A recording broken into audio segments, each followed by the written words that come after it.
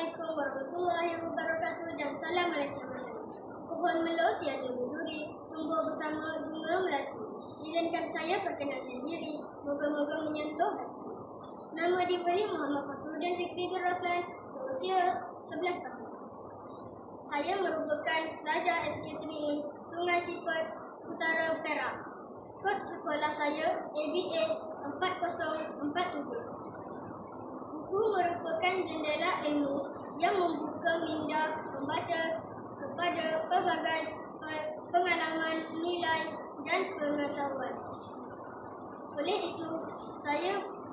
itu pada hari ini saya sangat teruja untuk berkongsi sebuah novel yang pernah saya baca berjudul Juara, karya Hebat S. Osman Kelantan.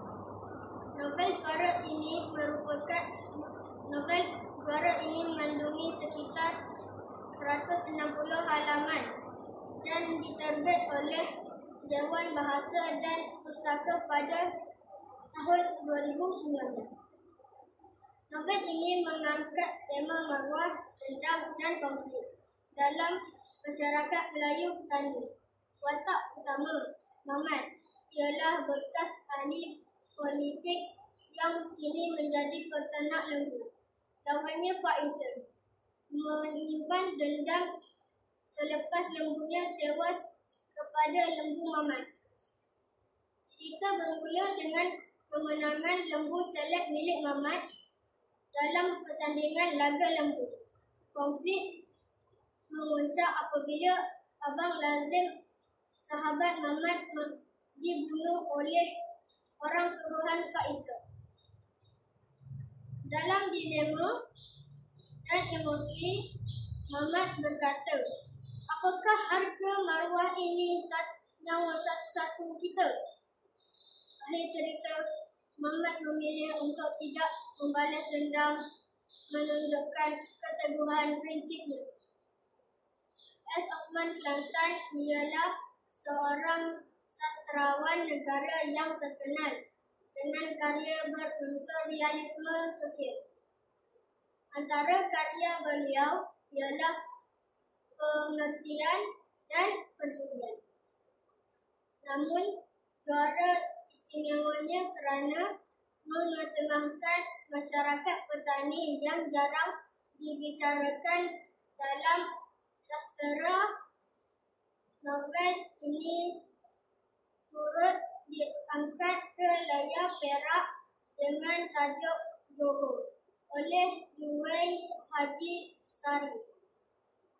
Bahasa yang digunakan dalam novel ini amat mendalam dan menyentuh emosi. Penulis bijak menggunakan dialog, simbol dan dialek tempatan yang menjadikan watak lebih hidup.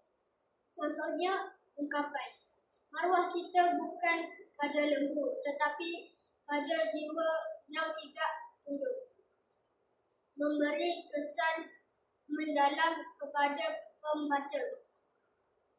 Dari segi kritikan, Juara kuat dari segi tema dan penyampaian. Ia berjaya membawa mesej tentang akibat dendam dan kepentingan kemaafan.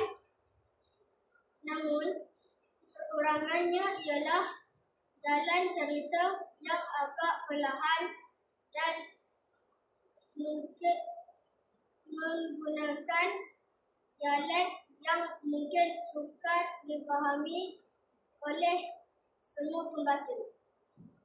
Akhir kata, novel Juara ialah sebuah karya yang bukan sahaja menghibur tetapi juga mendidik jiwa. Ia menjadikan kita lebih sedar bahawa menjadi juara sebenar bukan dalam pertandingan tetapi dalam menunjukkan keegoan demi keharmonian bersama. Sekian, terima kasih.